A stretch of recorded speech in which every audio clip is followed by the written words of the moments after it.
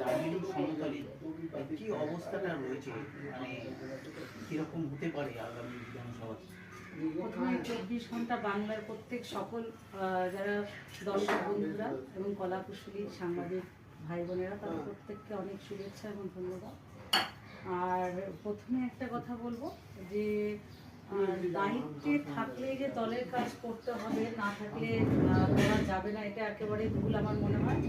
কারণ দল যে দায়িত্ব যখন আমাকে দিয়েছে সেটা আমি 100% দিয়ে মানে সততা নিষ্ঠার সাথে করার চেষ্টাও করেছি। এবং দল বারে বারে আমাকে দিয়েই গেছে, আমাকে তো দলকে কিছু দিতে হবে। এবং আমার মনে হয় যে এখন আরও বেশি প্রেশার ছাড়া আরও বেশি কাজ করার সুযোগ পাচ্ছি। যখন একটা জেলা সভানেত্রীর দায়িত্বে ছিলাম, আমার কাজের সাথে সাথে কিন্তু বহু দিকে আমার মাথা লাগাতে হতো। এখন হয়তো সেটা করতে হয়, কিন্তু এখন আমার মনে হয় যে অনেক প্রেশার কম, কাজটা আরো সুন্দরভাবে করা যায়। আর আরেকটাও মনে হয় আমার বিষয়, যেটা সবাইকে, আমাদের কর্মীদের, আমাদের যারা সহকর্মীদের জানাবার, যে পদে থাকলেই আমি কাজটা করব, পদে না থাকলে আমি কাজটা করব না, সেটা একেবারেই ভুল। আর আমি, আপনারা যদি ভালো করে দেখেন, যেদিন আমার জেলা সভানেত্রীর পদ থেকে আমাকে অব্যাহতি দেওয়া হয়েছে, আমি সেদিনও কিন্তু একইভাবে কাজ করেছি, আজও একইভাবে করেছি।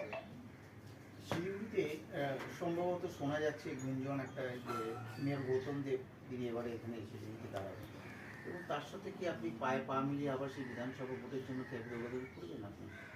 দেখুন, কে কোথায় দাঁড়াবে সেটা আমাদের দল, আমাদের রাজ্য, মমতা বন্দ্যোপাধ্যায়, অভিষেক বন্দ্যোপাধ্যায়, তারা নিশ্চয়ই ঠিক করবেন। হ্যাঁ, তবে একটা তো মোটামুটি আগের থেকে রূপরেখা তৈরি হয়ে থাকে, সেটা আমাদের পক্ষে কারোই বলা সম্ভব না কে দাঁড়াবে।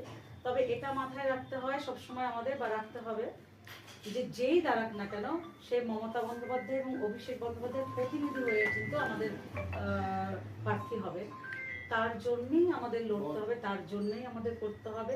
এবং শিলিগুড়ি কেন, আমাকে যেখানকার দায়িত্ব দেওয়া হবে, যেখানে কাজ করতে বলা হবে, আমি পুরোটাই করার চেষ্টা করব। উত্তরবঙ্গে সমস্ত জায়গাতে গত লোকসভাতেই অনেকটাই পিছিয়ে রয়েছে তৃণমূল। বিধানসভা কিরকম হতে পারে আপনার পলিটিশিয়ানের দৃষ্টিতে, কি বলছে? দেখুন, মানুষ তো একটা ভুল করেই ছিল, কারণ কিছু তো সত্যি যে কিছু বিষয় আমরা দেখেছি যে বারে বারে মানুষকে প্ররোচনায় ফেলার একটা চেষ্টা হয়েছিল একটা দলের, কিন্তু মানুষ কিন্তু সেটা থেকে বেরিয়েও এসছে অনেকটা। 19-এর থেকে আমরা যদি দেখি 14-তে যেটা হয়েছে, সেখান থেকে 19-এ অনেকটা মানুষ বেরিয়ে এসছে, 19-এর থেকে 21 আরো বেশি এসছে। হ্যাঁ, উত্তরবঙ্গে যদি বলি, একটু মানুষ ভীষণ সহজ সরল এখানকার মানুষ, এবং